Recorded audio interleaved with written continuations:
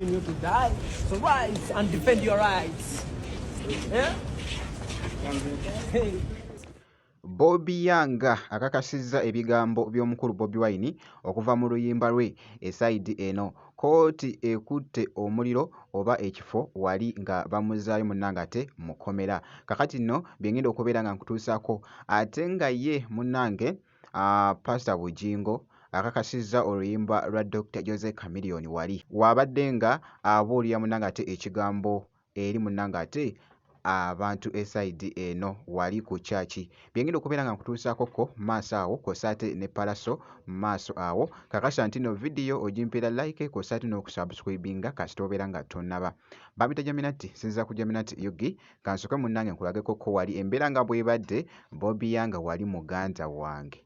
Ekifo kikutte vibe babadde bamuzaayo wali era nga bw'olengera ng'ali ku mpingo jjukira nti nno agenda kubeera ng'akomawoko ate mu kooti nga ennaku z'omwezi 22 August esayidi naye munnange byonna gye biggweredde akatambi kaako.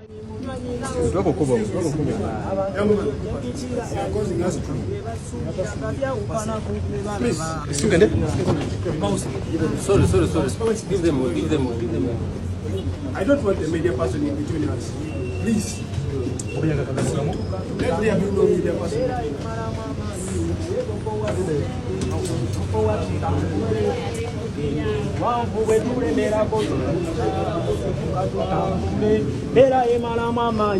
Give the space.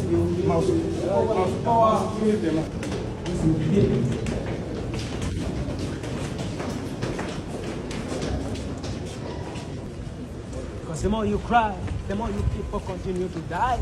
So rise and defend your rights. Yeah? Hey. Time.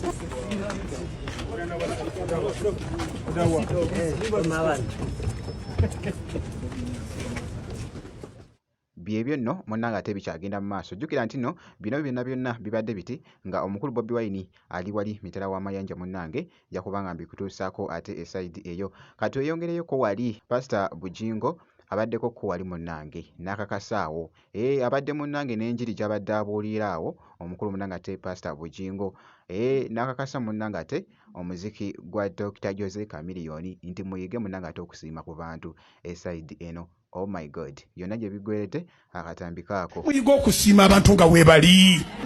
Ebirungi tukola amakulu ageeyoleka gonna. Kubira Mukama engalo ez'amaanyi oba amagezi gaze. Ebirungi tukola amakulu ageeyoleka gonna. Kyekyo kye kimmalamu amaanyi ne mu byekola byonna. Ebirungi tukola amakulu ageeyoleka wonna. Aha, naye nno munnange ate Pastor Bugingo taggwayo era nga bw'owulidde munnange ate bwe kitambudde esayidi eyo kati oyongereyoko wali badde ntambula awo ku mukuto gwa TikTok awo nengwa katambi ka palaso abaddeko ko n'ekifo bayirawe kyabadde ali mu kutambulamu nga bw'ogezaako okulaba just ng'ali mu tayimu ye munnange nga akwasaganya munnange ate puroguramu ze oba oli awo esayidi eyo nga bw'ogezaako okulaba akatambi ako.